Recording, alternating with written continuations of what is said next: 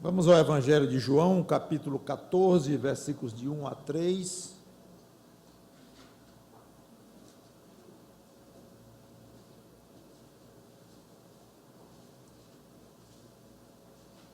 João 14.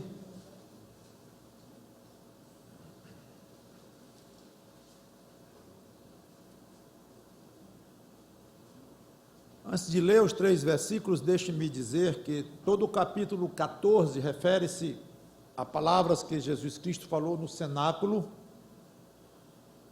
onde haviam acabado de comemorar a última Páscoa e a primeira ceia.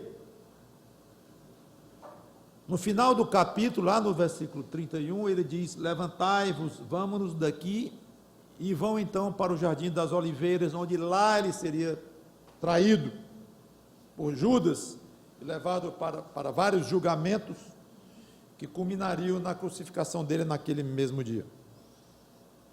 São momentos tristes, tensos. Pouco antes, Jesus havia dito que um deles o trairia, ali mesmo no cenáculo, durante a Páscoa. Pedro queria segui-lo, mas ele disse que não seria possível, pelo menos por enquanto, e que Pedro o negaria 3 vezes. Pedro negou, como vocês sabem, ele insistiu, Jesus, que assim haveria de ser. Momentos melancólicos, como toda despedida é melancólica, momentos desesperados. Eles haviam deixado tudo, aqueles homens, para seguir Jesus Cristo, que se dizia o Messias de Israel, aquele que viria redimir, livrar Israel do jugo opressor. Ele ser traído, morto, e que não poderia ser seguido. Para onde eu vou, vocês não podem ir. Como é que fica? Como é que ficava cada um deles? Vocês podem pensar numa frustração maior do que o líder que você segue depois de abandonar tudo, e com expectativas com relação àquele líder a quem você se entregou totalmente, e de repente, vou embora, vou morrer, depois eu vou para o lugar que vocês não podem ir, pelo menos por enquanto.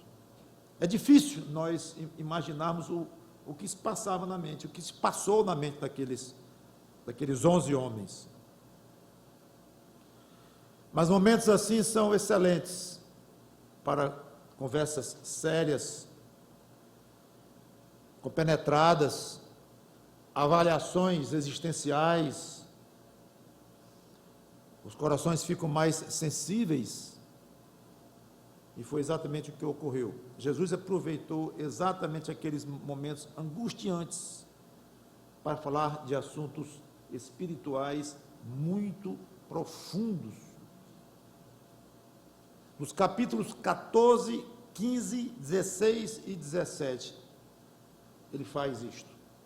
4 capítulos do Evangelho de João são dedicados a esta conversa que Jesus teve com seus discípulos, apóstolos.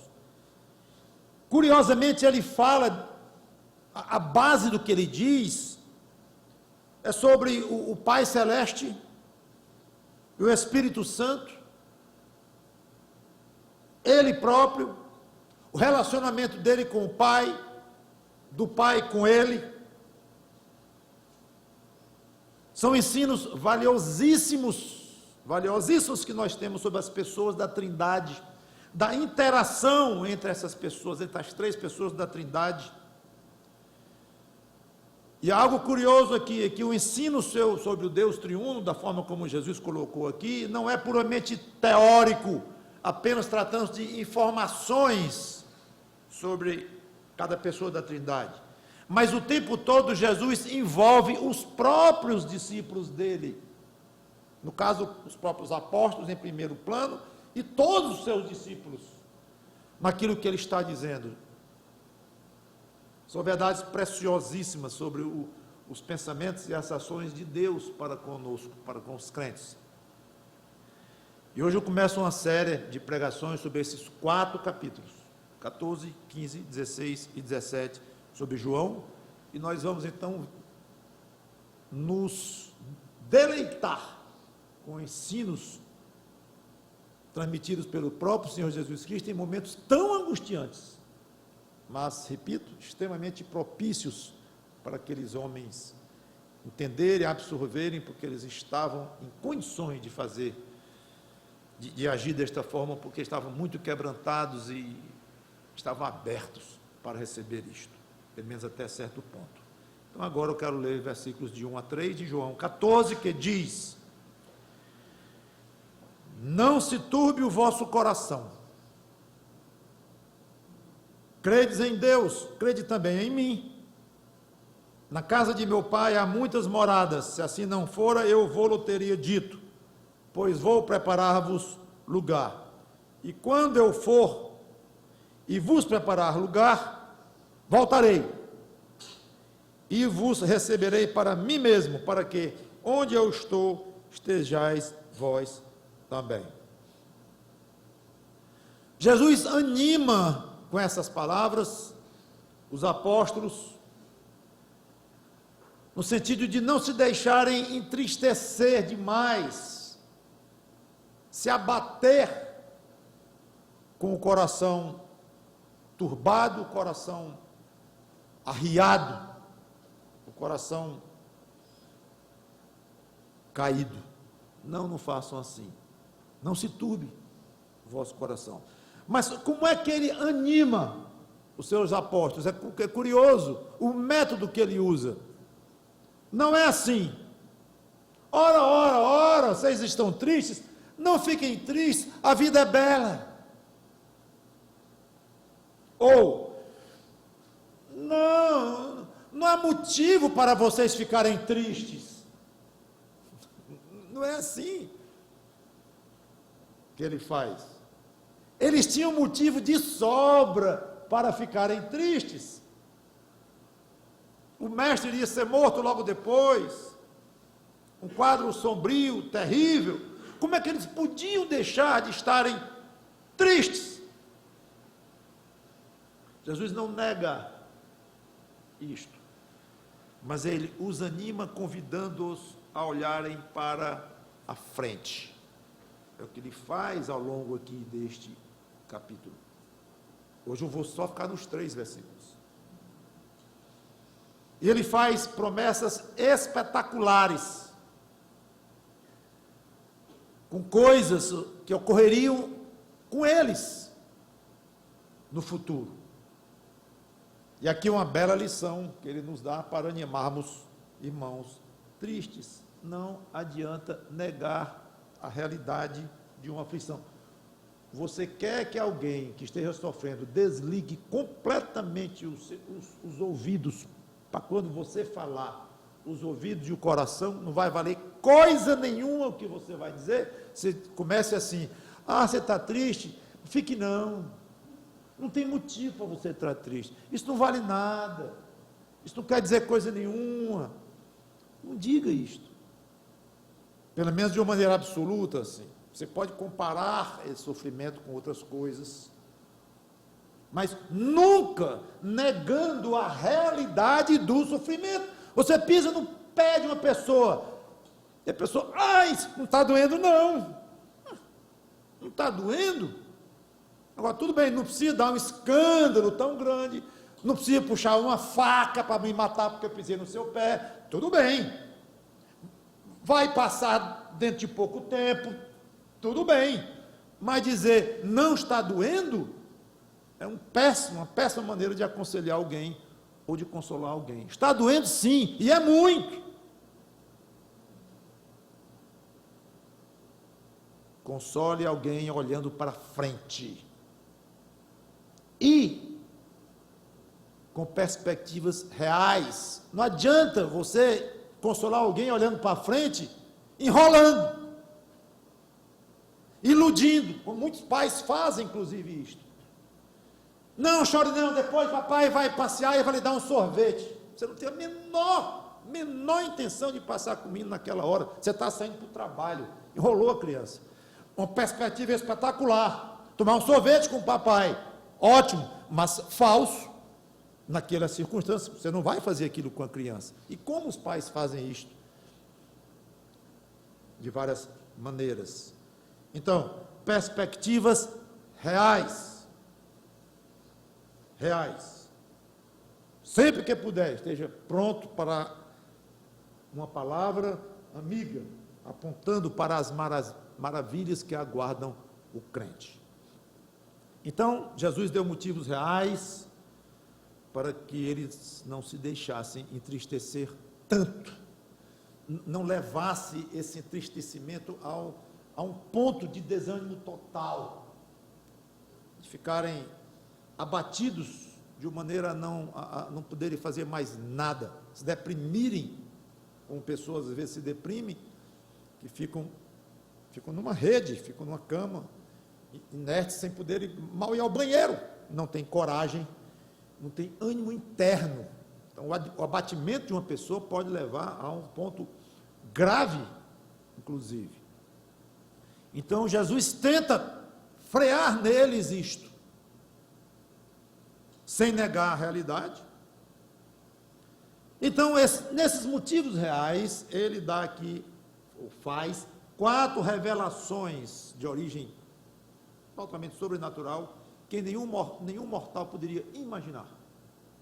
E ele diz, são palavras cheias de mistério, sem muitos detalhes, nós não conseguiríamos compreender tudo.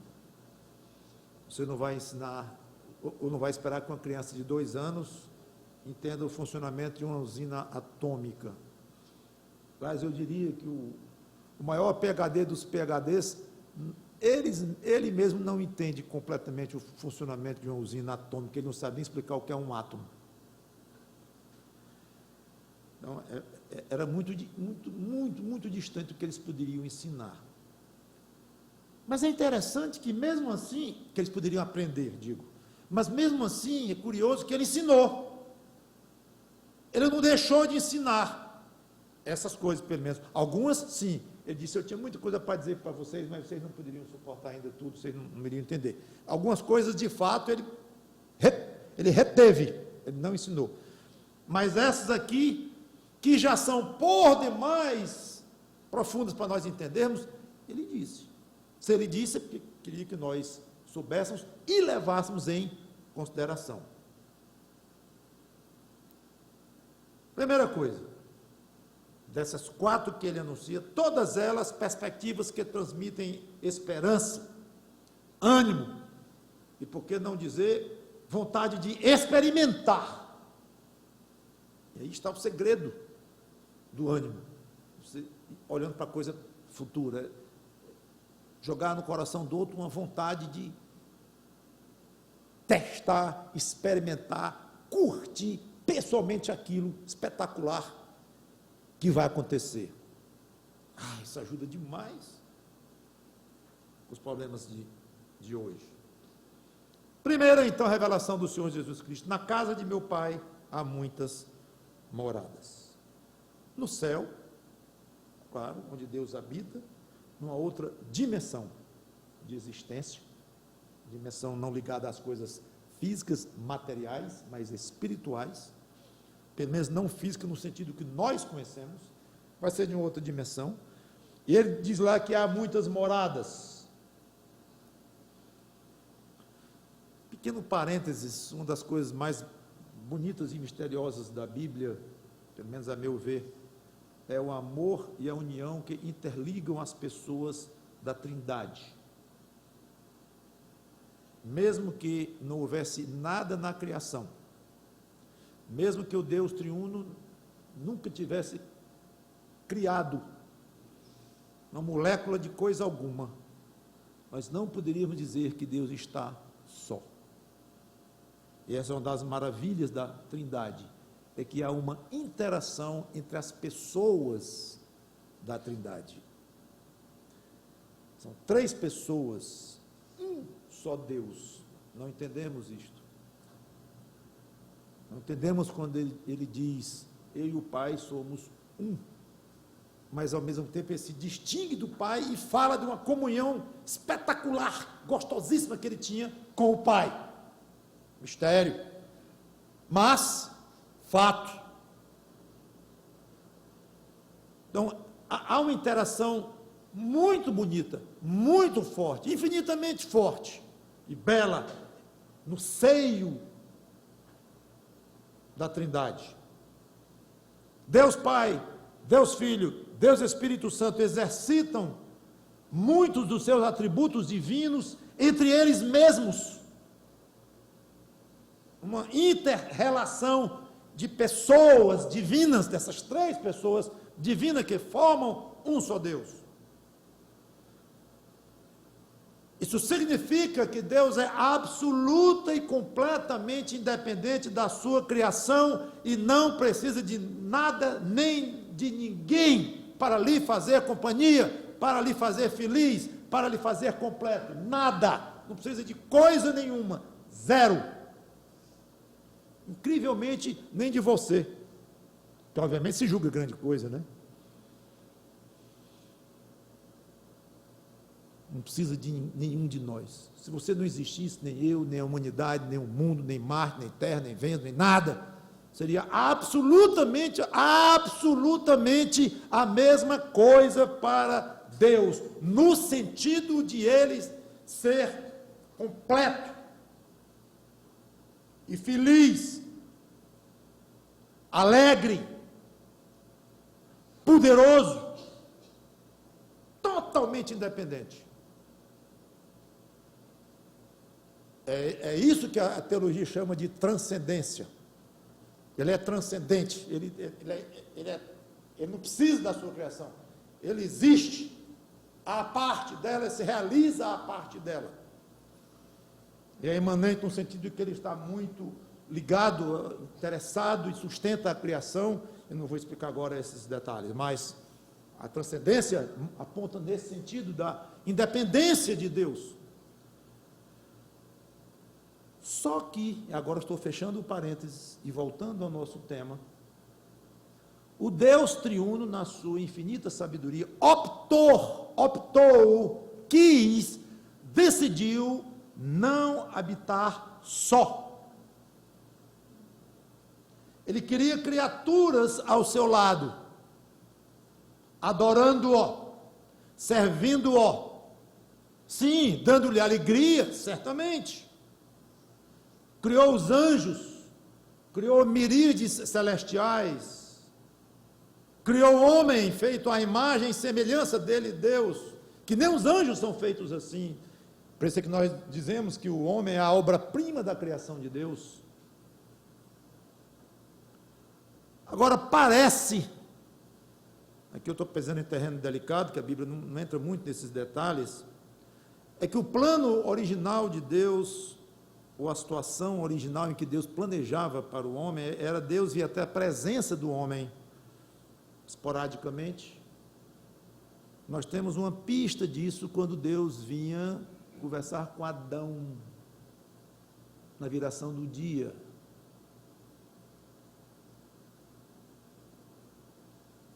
Como Adão e Eva jamais teriam morrido se não houvesse pecado,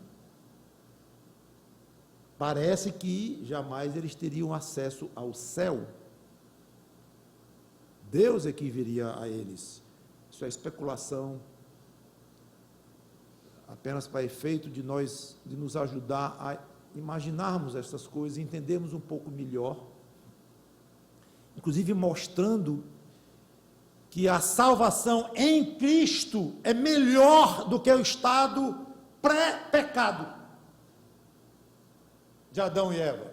O homem não volta à sua situação de não pecado quando ele se converte a Cristo. Pronto, finalmente voltou ao que era antes. Não, é muito melhor. É um estado muito acima, muito mais especial que Deus fornece pela fé em Cristo. Então a situação em que Adão e Eva estavam era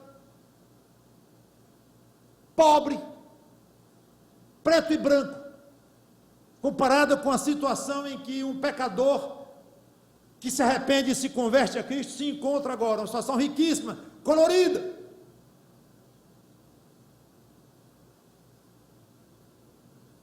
Deus já havia previsto tudo isso, é óbvio, e quando dizemos que o plano original de Deus era isto, não significa que o plano de Deus foi frustrado, é que ele quis uma coisa, mas aconteceu outra. É óbvio que não é assim. É difícil nós entendermos como é que uma coisa se concilia com a outra, mas é fato que assim aconteceu. Estava previsto. E Deus, então, elegeu alguns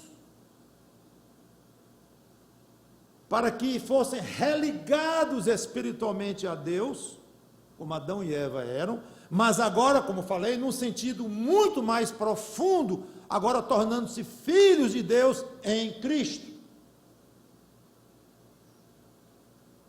Isso é a salvação. Pois bem, o que Jesus está dizendo aqui, e em muitas outras partes da Bíblia, é que os que fossem salvos não iriam para um lugar especial, onde receberiam de vez em quando a visita de Deus, como Adão e Eva recebiam de vez em quando a visita de Deus, no jardim. Não. É muito melhor do que isso. Agora os salvos iriam diretamente para a presença de Deus, morar no mesmo lugar onde Deus mora. Na casa do meu Pai há muitas moradas. Deus fez muitas moradas na sua casa para nos receber. Vocês já viram a maravilha, o privilégio dessa perspectiva para seres humanos como nós? Muitos não conseguem ter nenhuma casa durante esta vida. Outros conseguem casinhas e lugares muito modestos, que mal conseguem manter em pé, pela despesa da manutenção e coisa desse tipo. E mesmo que consigamos boas moradias aqui, não passam de moradias de tijolo, de concreto, de cimento, de plástico, metal, tudo isso rapidamente destruível. Não, por mais que tenhamos aqui nesta vida, tudo isso vai ser desfeito, não vale coisa nenhuma. Aí Jesus diz assim: pois há na casa do meu Pai, lá no céu, muitas moradas, vou preparar para vocês.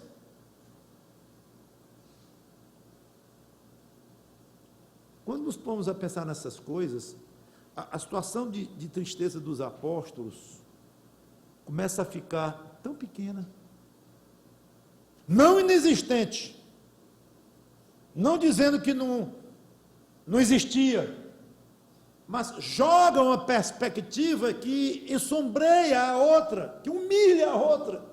É tão maior o que vai acontecer com vocês, tão maravilhoso, que isto aqui, por mais que doa, que magoe, mas não justifica tanto abatimento.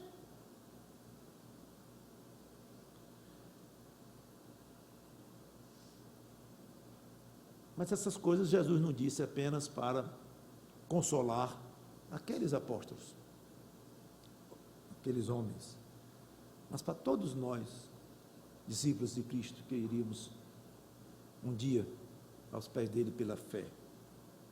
Então procure, meu irmão, minha irmã, se beneficiar com as mesmas palavras que agora estão registradas nas Escrituras Sagradas para o seu benefício, para o meu benefício. São as mesmas palavras.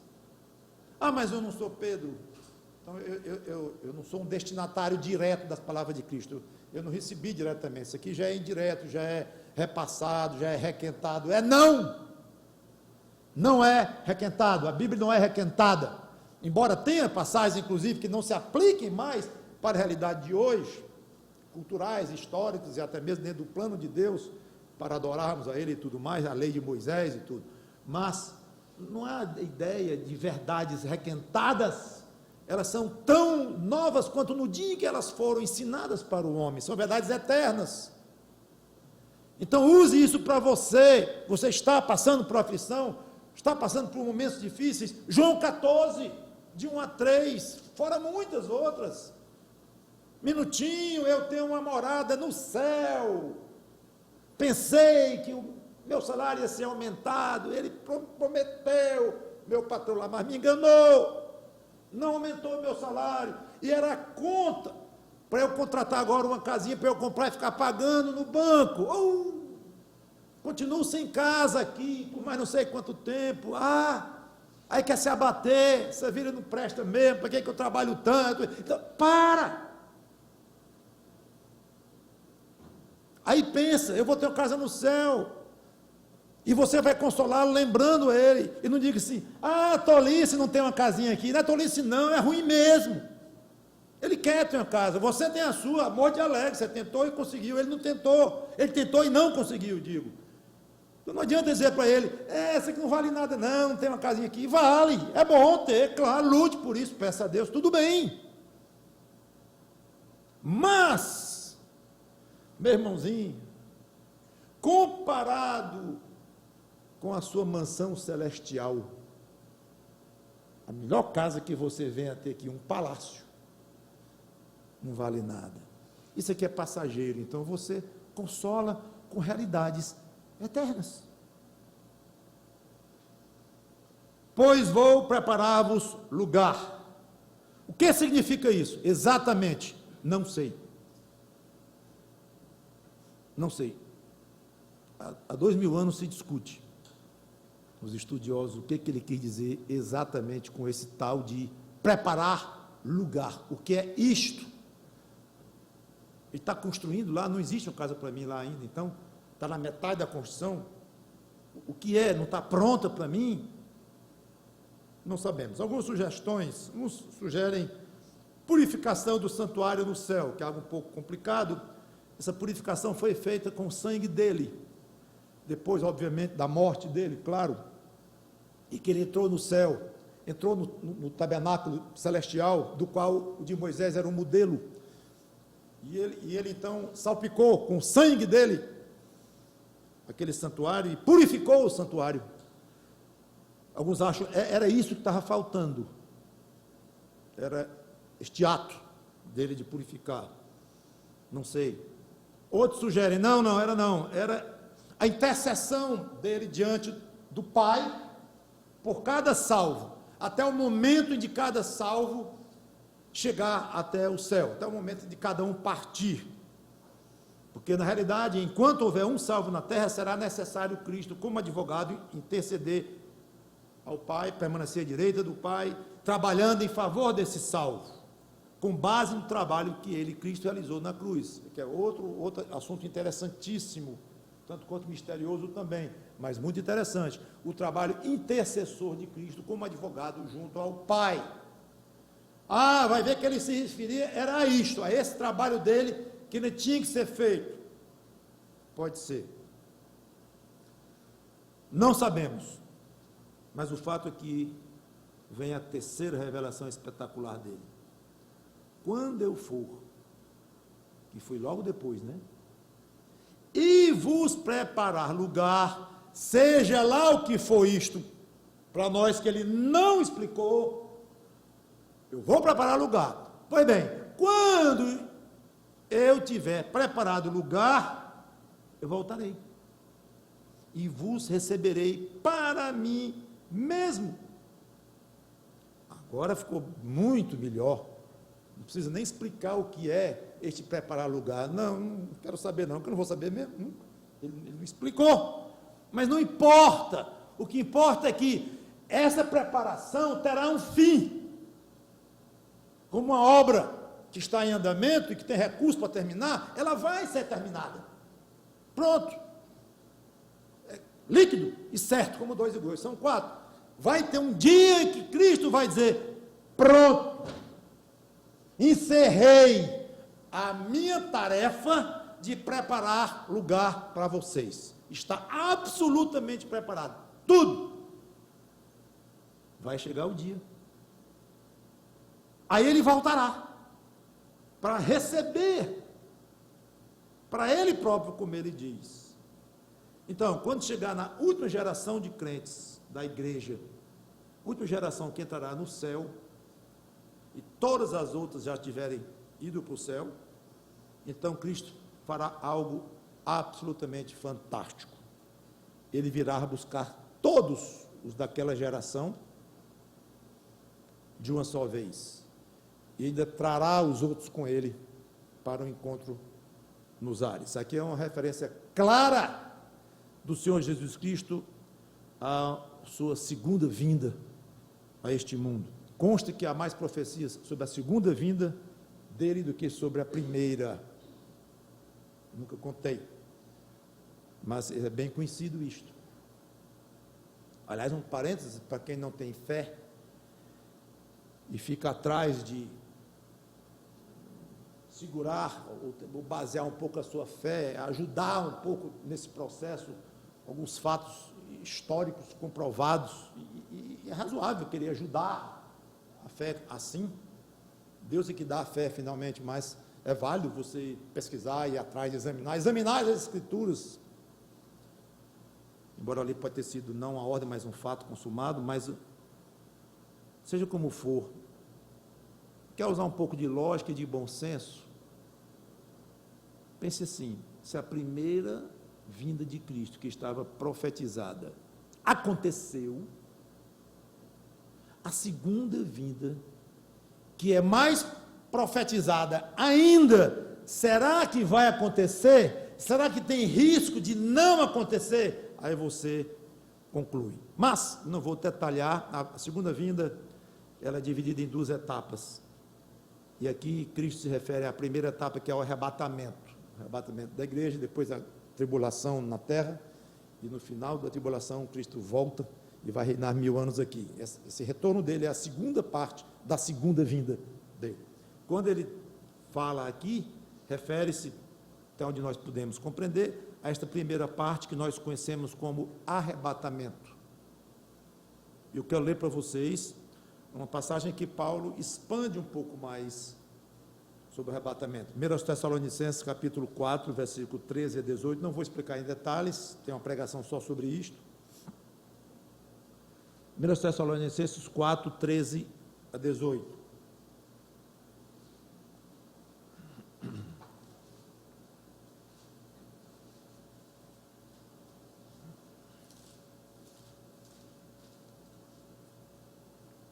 Paulo diz assim, 1 Tessalonicenses 4, 13 a 18, não queremos, porém, irmãos, que sejais ignorantes com respeito aos que dormem, os que já morreram, né, até aquela época, para não vos entristecerdes como os demais que não têm esperança. Pois, se cremos que Jesus morreu e ressuscitou, assim também Deus, mediante Jesus, trará em sua companhia os que dormem. Ora, ainda vos declaramos, por palavra do Senhor, isto: nós, os vivos, os que ficarmos até a vinda do Senhor, de modo algum precederemos os que dormem, porquanto o Senhor mesmo, dada a sua palavra de ordem, ouvida a voz do arcanjo, ressoada a trombeta de Deus, descerá dos céus, e os mortos em Cristo ressuscitarão primeiro. Depois nós, os vivos, os que ficarmos, seremos arrebatados juntamente com eles entre nuvens para o encontro do Senhor nos ares, e assim estaremos para sempre com o Senhor. Exatamente o que ele disse que faria: eu virei buscá-los para mim mesmo. Aí ele diz: consolai-vos, pois, uns aos outros com estas palavras. Paulo deu essa palavra, escreveu isso para os Tessalonicenses e para todo mundo que viesse a ler, inclusive nós, com o mesmo propósito pelo qual Jesus Cristo falou lá para os apóstolos sobre a segunda vinda. O quê? Consolo, ânimo. Então a segunda vinda de Cristo não deve ser apenas algo muito remoto na sua cabeça, algo que você nem pensa. Talvez você esteja pensando já na Páscoa e nas férias dos filhos, em julho, aí vai começar a pensar na Semana da Pátria, de 15 de novembro, que é feriado também, sei lá, um plano aí para viajar, aí já vem o final do ano. Isso você pensa no futuro, você quer arranjar um namorado, vai casar, ou você quer se formar, mas antes vai passar no vestibular, você está cheio de planos. Tá bom, ótimo, tudo bem com isso. Mas onde é que entra a volta de Cristo? eu não digo nem nos seus planos, você não vai planejar a volta de Cristo para você, mas nas suas considerações, durante a dureza da vida, em que alguns dos seus planos vão ser cumpridos, outros vão ser despedaçados, e nunca vão se realizar, e você vai vivendo, enfrentando alegrias e tristezas, e uma vida dura, complicada, sofrida. Então, pergunto eu, ao longo da vida, em que seus planos daqui vão se cumprindo ou não, mas aonde entra a consideração real da vinda de Cristo nos seus pensamentos? Acabamos de cantar aqui, eu não sei se é hoje à noite, eu não sei se é de madrugada, pode ser a qualquer momento, de fato, mas não é só para cantar, no sentido de cantar e esquecer, mas cantar e deixar no coração isto. Tudo bem, aqui tá brabo, para mim aqui nessa vida velha, está difícil mesmo, mas ele volta, ele está preparando lugar para mim, e lugar bonito, está preparando, e ele vai voltar, assim preparar lá, e vem me buscar, se eu não for antes, para lá também, coisa boa, qualquer opção que eu olhe para um lado ou para o outro, só tem coisa boa quando eu penso em Cristo. Então o pobre do crente, que não pensa em Cristo todo dia, e não leva em consideração essas coisas, é um desperdiçador, coitado, é um milionário que não usa uma fração do dinheiro que tem, não sabe nem como usar, não entende aquilo que tem, não valoriza aquilo, e sei lá o quê, se enrola todo, até com a fortuna que tem, desperdiça, não usa, o culto não acabou. Irmãos, o efeito disto na vida do crente deve ser muito forte, real, para usar todo o tempo. É um recurso que você tem, é uma riqueza, é um patrimônio que você tem, é um cheque que você saca do tesouro da sua fé, da sua esperança em Cristo. Pode sacar deste tesouro, pode usar a reserva que você tem, porque ele diz o seguinte, dele dá mais, porque ele quer isto, ele quer que você use o recurso da fé, ele quer que você se anime se lembrando da segunda vinda dele, de Cristo, pensando na mansão que você vai ter no céu, ele quer isto, então use, dá vontade de dizer use e abuse, mas não vou dizer desta forma, use muito, e pense mais em Cristo. Pastor, eu já penso muito, é pouco, é porque o senhor não sabe, nem quero saber, é pouco, pense mais em Cristo, é bom demais. Muito bem, Jesus virá nos receber, então, é fato, nos instalará nos lugares celestiais, na casa do Pai, e lá nós vamos ficar, aguardando de vez em quando a visita dele, certo? Não, quarta e última revelação que ele faz aqui, para que onde eu estou, estejais vós também. Cristo não se limitará apenas a instalar os seus crentes nos lugares do céu, nem visitá-los de vez em quando, ele próprio estará com eles, de uma maneira intensa, numa sociabilização, numa comunhão muito especial, estaremos no mesmo lugar, para onde ele for, nós vamos também. Todo mundo já viu aqui uma galinha, com a sua ninhada de pintinhos, e para onde ele vai um bocado de pintinho atrás, né? Ela vai para um lado, ele vai tudo para um lado, ela vai para o outro, vai tudo para o outro. Bonito aquela cena, bem terna. Pois desenvolva este mesmo pensamento com relação a você e Cristo no futuro. Ele vai descer dos céus com grande poder e glória. Paulo disse, nós já lemos, que os que estiverem já no céu virão com ele. Atrás dele. Os que estiverem vivos vão para onde ele está e estarão para sempre com ele, vão atrás dele. Aí depois ele volta para reinar 1000 anos em Israel, Aí nós ficamos lá no céu esperando por ele, para quando ele voltar do reino dele. Não, nós viremos com ele. Olha o pintinho atrás da galinha. Nós vamos atrás dele. Aliás, não assistir o reino dele, nós vamos reinar com ele. A Bíblia diz claramente.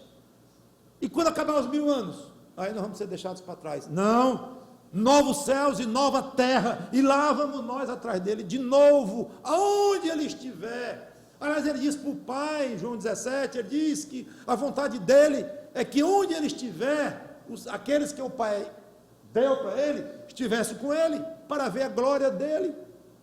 Faz parte do gozo de Cristo, do seu ato salvífico naquela cruz, a companhia dos que ele salvou, para que vejam a glória dele. Ele valoriza muito a presença dos salvos. Não que você valha alguma coisa, mas é por misericórdia que ele valoriza a sua presença.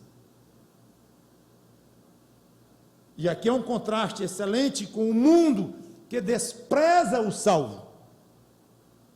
Vós não sois do mundo, como também eu não sou. No mundo passais por aflição, mas tenham um bom ânimo, eu venci o mundo. Então, se nós temos o mundo contra nós, hostil a nós, nós temos exatamente o contrário da parte de Cristo. Amor, benevolência, compaixão, gozo. Quem é que não gosta de ser valorizado? Diga aí. De ser tratado com consideração, alvo de amor. Quem não gosta? Então é espetacular nós pensarmos que o próprio Senhor Jesus Cristo nos ama e nos trata e nos tratará com toda benevolência. Então, novamente, os problemas daqui vão ficando pequenos. Então, que fique no nosso ouvido, no nosso coração, a meiga frase com que nós começamos: não se turbe o vosso coração. E, já quase encerrando o que eu tenho a dizer, tudo que Jesus falou estava fora do alcance de ser checado pelos olhos humanos. Não dá. Futuro. Pode checar o passado, está aqui a foto, está aqui o filme, está aqui a gravação. Isso dá. Mas para frente, senhor, dá para checar isso? Não. Bom, daria um pouco no sentido de como Paulo foi até o terceiro céu, se fora do corpo ou no corpo ele nem sabe. João teve a visão espetacular, daí veio o livro de Apocalipse, mas, normalmente falando, só tinha um jeito deles acreditarem e se imbuírem daquilo que Cristo estava falando, pela fé. E agora Cristo apela para a fé deles, quando ele diz lá: credes em Deus, crede também em mim.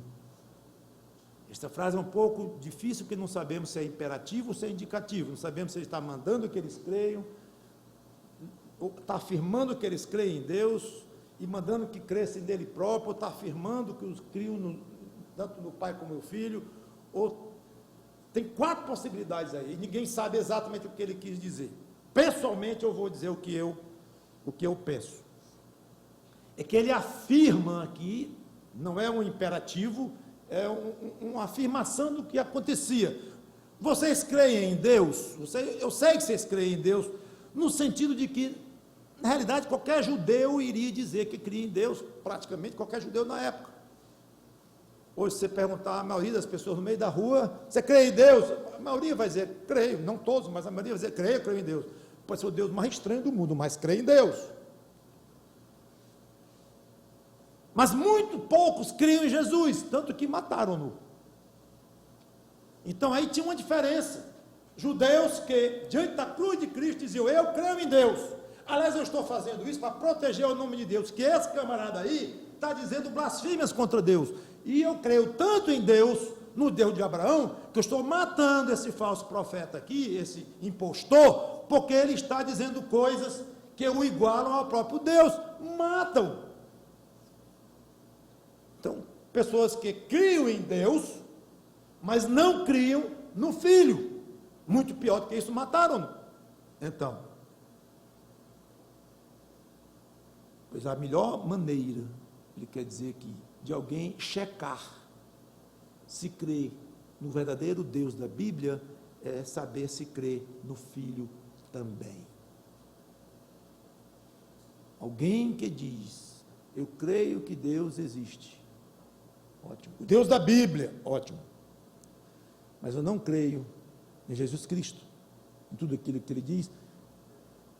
Posso até aceitar como homem de Nazaré e tal, mas como Deus, a divindade de Cristo, não aceito. Pois esqueça que você não crê coisa nenhuma no Deus da Bíblia, é o diabo que está lhe enganando, ou a sua própria mente.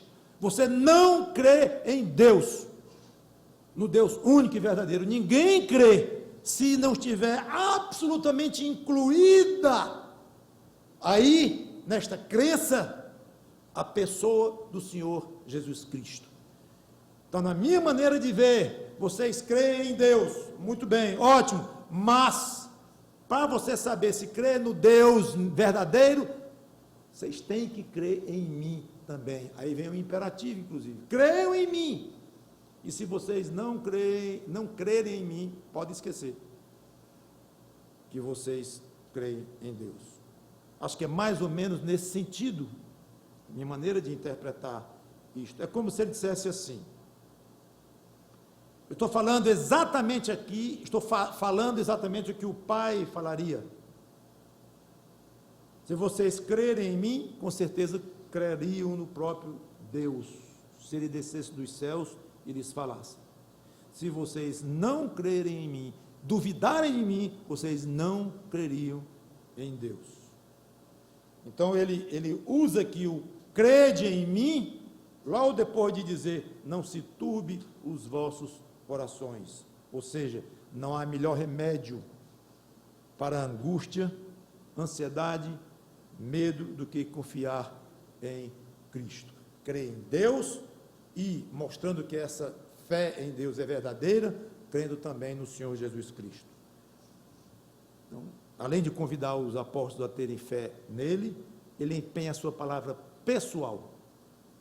Se assim não fora, eu vou-lo teria dito. Se fosse diferente, eu diria. Se só tivesse lugar para mim no céu, só para mim, exclusivo, eu diria. Eu nunca, jamais iria enganar, iludir vocês.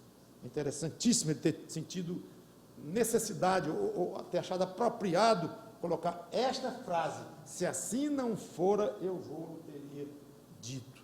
Quase como dizendo assim, eu sei que é duro vocês acreditarem nisto.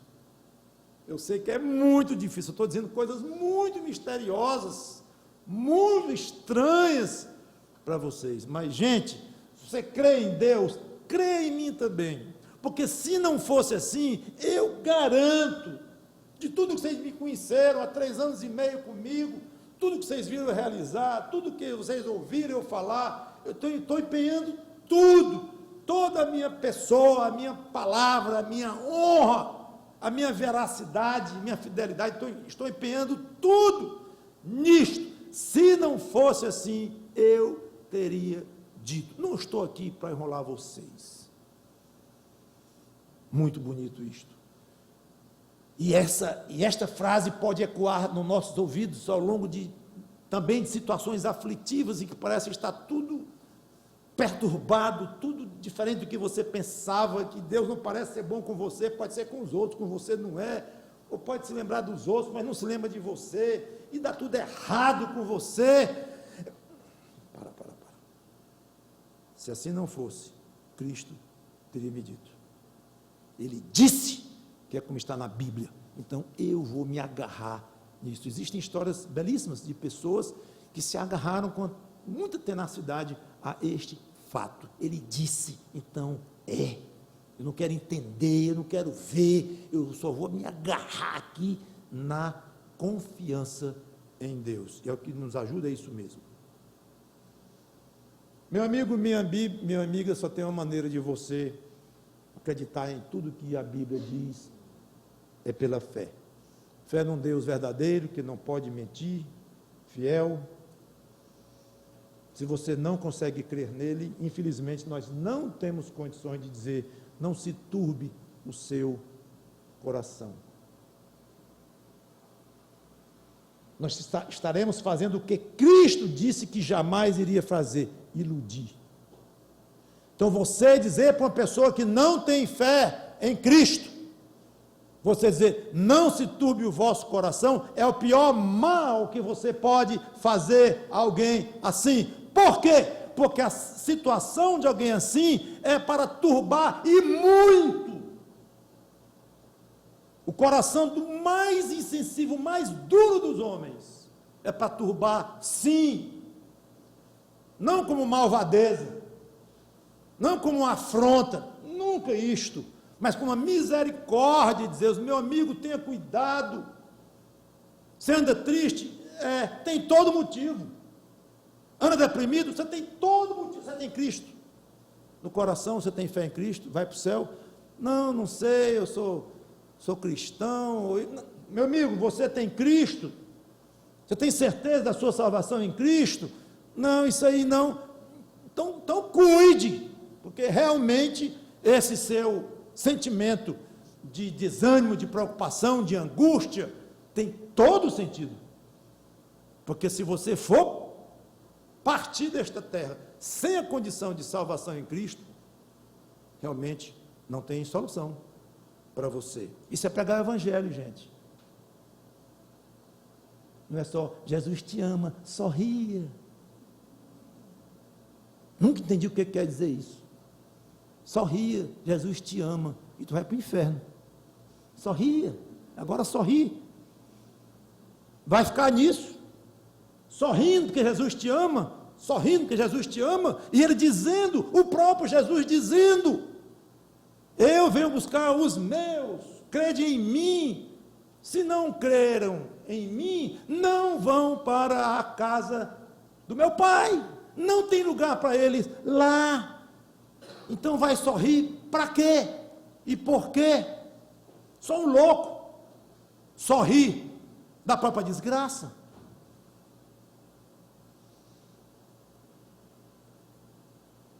Não se desespere. Você quer fé? Quer ir para o céu? Quer que Cristo prepare uma morada para você na casa do Pai dele? Quer que essas verdades maravilhosas se apliquem a você? Ótimo. Dê um dízimo bem bom para a igreja e tudo vai acontecer dentro de um mês. Não. Faça o seguinte: pega uma igreja cheia de degrau e suba aquela igreja de joelho durante 2 semanas, mais ou menos entre o dia 15 e dia 30 de agosto. Aí dá certo. Não. Fica tão ridículo essas coisas. Não. E o que eu faço? Peça. Humildemente: Senhor, eu pensava que eu cria em Deus. Até de coração. E muitos creem, pensam que de coração creem em Deus, no sentido, não é só acreditar, mas no sentido de ter relação com este Deus. Muitos, por desinformação, acham isto. Mas quando checam e dizem: minutinho, essa sua relação com Deus inclui uma entrega pessoal a Cristo? Opa, aí pega. Inclui você ter Cristo como Salvador da sua alma, um comprometimento total de tudo que é seu a Cristo? Inclui isto? Não tanto. Pois pronto. Então você está num ponto exato de clamar diante de Deus: Senhor, me dá esta fé em Cristo, me ajuda a olhar para os meus próprios pecados, me arrepender deles, me conduz ao arrependimento, que é Deus quem conduz de fato, mas é você quem se arrepende. Novamente juntos aí, o poder de Deus com a sua atitude, mas me ajuda a me arrepender, me ajuda a enxergar Cristo com outros olhos, realmente. Me ajuda a aceitar Cristo como Salvador, porque eu quero uma morada no céu. Eu não quero ir para o inferno, sofrer horrivelmente, onde o verme nunca morre. Eu não quero, não sei nem imaginar o que é isso de tão ruim. Não quero, Senhor, nem pensar nisto. Me leva para o céu em Cristo. Se você fizer esta oração com sinceridade, com quebrantamento de espírito, não posso imaginar que Deus vai negar. Ele vai lhe dar uma fé. A fé vem pelo ouvir e ouvir pela palavra de Cristo. Então, com base na palavra de Cristo, peça, e Ele vai lhe dar esta fé, no dia que Ele quiser, na forma que Ele quiser. Zero arrogância, zero imposição, zero condição, zero abatido no chão, feito uma chapa. No chão, todo o seu ser. Aí você pede a Deus. Eu tenho certeza que dessa forma Ele atende, Ele salva a sua alma. Quanto a nós crentes, vamos só curtir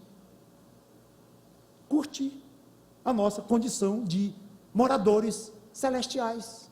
Está chegando, talvez em acabamento, final, não sei, mas está chegando.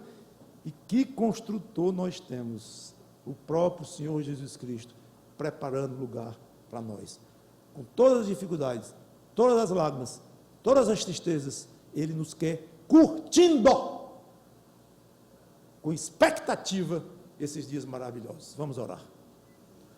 Obrigado, Senhor Deus, pela Tua palavra, que Teu Espírito Santo nos ajude a viver